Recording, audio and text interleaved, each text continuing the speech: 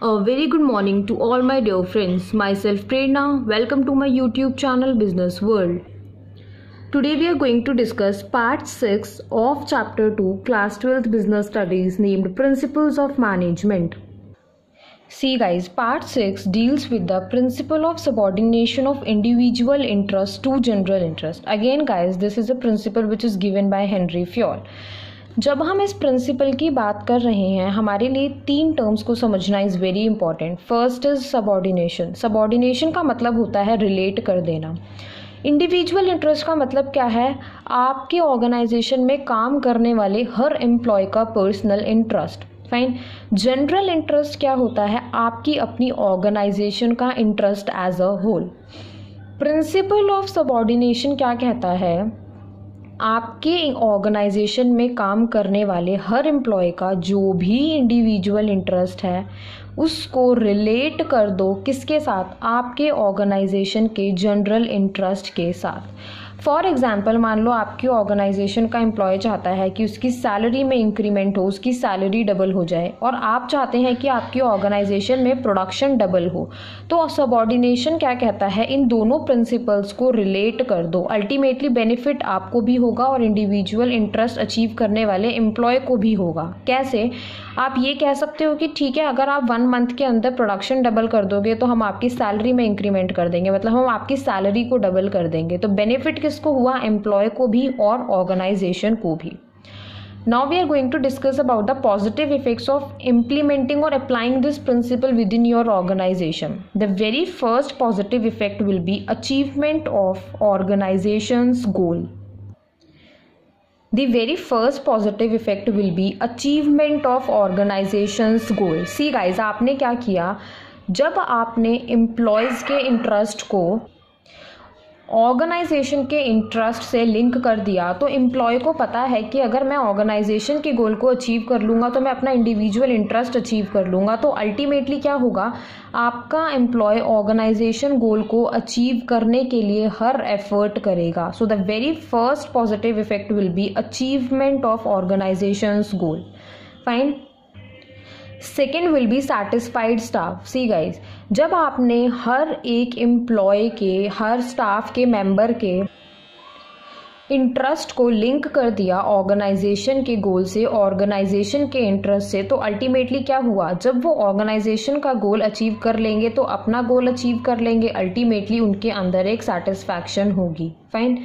Sense of belongingness. C guys, जब आप किसी के घर जाते हो एज अ गेस्ट, ठीक है, आपको वो खाने को मिलता है जो आपको चाहिए, आप वहाँ घूमने जाते हो जहाँ आप जाना चाहते हो, तो अल्टीमेटली होता क्या है? एक सेंस ऑफ बिलोंगिंगनेस जनरेट होती है, एक अपनापन आता है. इन द सिमिलर वे जब आप प्रिंसिपल ऑफ सबऑर्डिनेशन को अपनी ऑर्गेनाइजेशन में अप्लाई कर रहे हो तो आप क्या कर रहे हो? हर एक इंडिविजुअल के इंटरेस्ट को रिलेट कर रहे हो जनरल इंटरेस्ट से. तो कहीं ना कहीं एम्प्लॉयज़ के मन में ये फीलिंग आती है कि yes, for an organisation our interest, our objectives also matters, और उन्हें एक अपनापन फील होता है. And when they have a sense of belongingness they feel more motivated.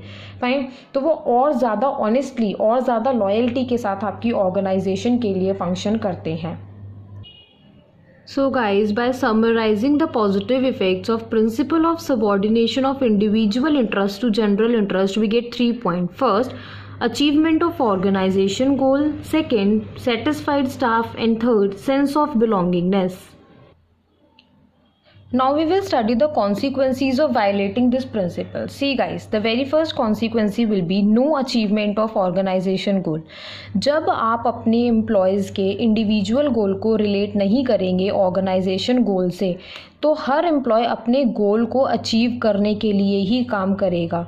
और जब हर एम्प्लॉय का फोकस सिर्फ अपना गोल है तो क्या आपका ऑर्गेनाइजेशन का गोल अचीव हो पाएगा? No. That is why subordination is important. Second consequence will be dissatisfied staff. See guys, जब एम्प्लॉयज़ को पता है कि हम ऑर्गेनाइजेशन गोल को अचीव कर भी लें तब भी हम अपने गोल्स को अचीव नहीं कर सकते हैं. रीज़न बीइंग, हमारे गोल्स तो ऑर्गेनाइजेशन के गोल से रिलेटेड ही नहीं हैं. उन्हें अचीव करने के लिए हमें इंडिविजुअल लेवल पे वर्क करना है. तो अल्टीमेटली होगा क्या? स्टाफ भी डिससैटिस्फाइड फील करेगा. Third point will be lack of sense of belongingness, मतलब कि अपनेपन की कमी.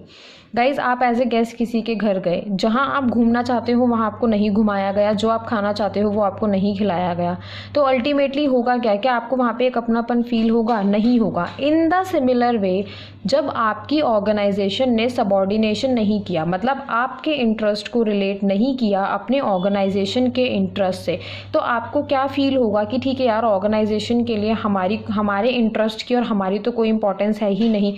और जब आप इंपॉर्टेंस ही फील नहीं करोगे, जब आपको ये लगेगा कि आपके गोल्स ऑर्गेनाइजेशन के लिए इंपॉर्टेंट नहीं है, तो आपके अंदर सेंस ऑफ बिलोंगिंगनेस को डेवलप कर पाना विल बी वेरी डिफ़िकल्ट। तो इन्हीं कॉन्सिक्वेंसीज को अवॉइड करने के लिए बहुत ज़रूरी है कि हम अपनी ऑर्गेनाइजेशन के अंदर principle of subordination of individual interest to general interest को अप्लाई करें। So guys, by summarizing the consequences of violating the principle of subordination of individual interest to general interest, we get 3 points. First, no achievement of organization goals. Second, dissatisfied staff. And third, lack of sense of belongingness. Hopefully guys, आपको आज का principle clear हुआ होगा. If you like my video, then please don't forget to like, share and subscribe. A very thanks to all.